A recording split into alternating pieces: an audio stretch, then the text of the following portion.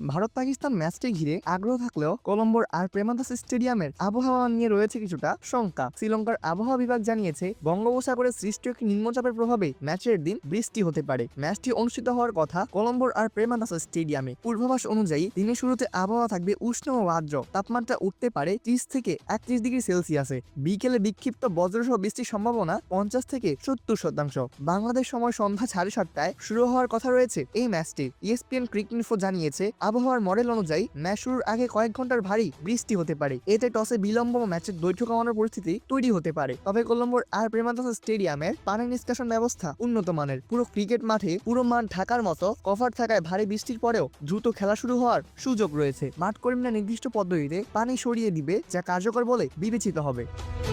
সাধারণত ভারী বৃষ্টি থামার 45 থেকে 60 মিনিটের মধ্যেই মাঠ খেলার উপযোগী করা সম্ভব হয়ে থাকে। অতীতে এমন পরিস্থিতিতে দ্রুত ম্যাচ শুরুর নজির রয়েছে এই ভেন্যুর। ম্যাচের আগের দিনও হালকা বৃষ্টির সম্ভাবনার কথা জানিয়েছে ESPN ক্রিক ইনফো। তবে চলতি আসরে শ্রীলঙ্কা এখন পর্যন্ত কোনো ম্যাচে আবহাওয়ার কারণে পরিত্যক্ত হয়নি। এই গ্রুপে 2 ম্যাচে 4 পয়েন্ট নিয়ে শীর্ষ অবস্থান ভারতের। সমান ম্যাচে সমান পয়েন্ট পেলেও রান রেটে পিছিয়ে আছে পাকিস্তান এবং তাদের অবস্থান দ্বিতীয়তম। বৃষ্টির কারণে এই ম্যাচ পরিত্যক্ত হলে দুই দলই 1 পয়েন্ট করে সমান পয়েন্ট পাবে। গ্রুপ পর্বে নেই কোনো রিজার্ভ ডে।